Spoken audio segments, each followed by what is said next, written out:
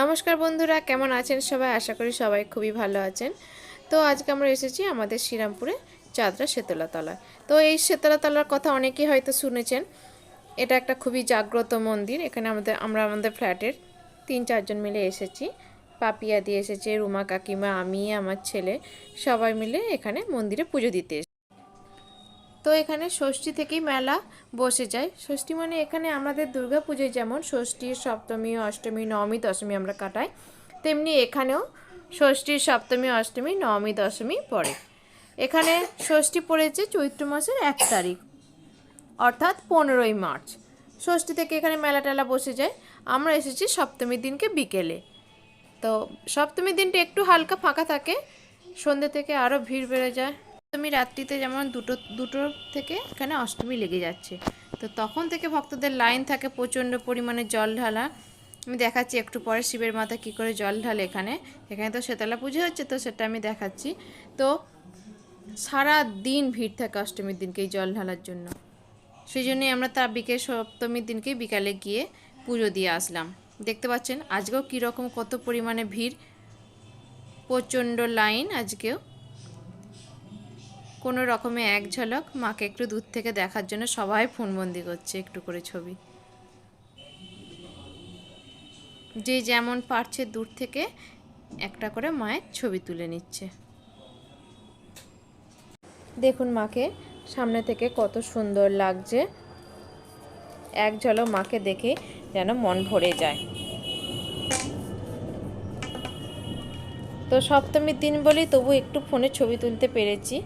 অষ্টমীর দিনকে তো দাঁড়াতেই দেবে না, কোনো রকমে পুজো দেবে তো সঙ্গে সঙ্গে টেনে বের করে দেবে, এত ভিড় থাকে। তো এখানে আর একটা কথা বলে নিই, এখানে শ্রীরামপুরের বেশিরভাগ মানুষই, শেওড়াফুলির হয়তো কিছু কিছু জন পুরো কিন্তু এই ষষ্ঠী এই 4 দিন নিরামিষ খায়। আবার অষ্টমীর দিনকে অনেকে তো ভাতই খায় না, লুচি, পরোটা এই সব জিনিস খায়।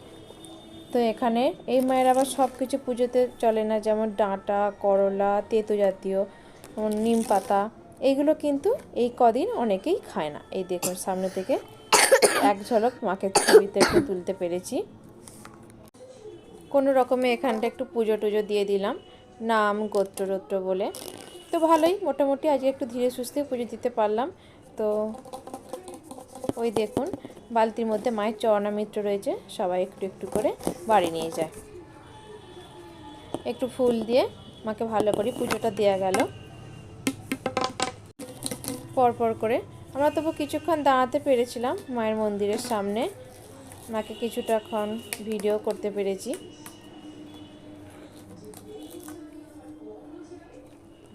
দেখুন ওপরটা কত সুন্দর। এটা কিন্তু অনেক আগেকার, অনেক বছরকার পুরনো মন্দির, আর খুব জাগ্রত। ভিড় দেখছেন মানুষের, প্রচণ্ড ভিড়। এটা এই সাইড থেকে একটু দেখলাম, দেখুন মাকে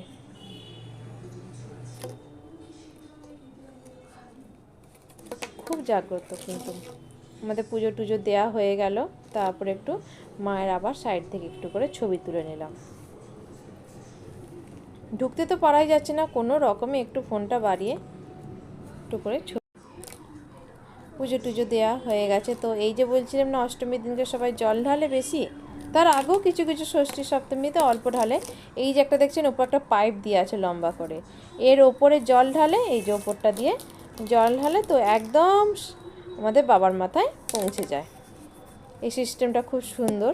তো এখানে তো ভেতরে কাউকে ঢুকতে দেবে না, তো ওপর থেকেই জল দেবে, তো একদম বাবার মাথায় গিয়ে পৌঁছাবে। আমাদের পুজো টুজো দেওয়া হয়ে গেছে, তো এরপর একটু ফটো সেশন চলছে। একটু একটু করে বাইরের দিকের একটু ছবিটা দেখালাম আপনাদেরকে। দেখুন কতটা পরিমাণে ভিড়। এই দেখুন আমি, পাপিয়াদি, কাকিমা, আমার ছেলে এখানে বাদ পড়ে গেছে, তারপর ছেলেকে নিয়ে আবার একটা ছবি তুললাম।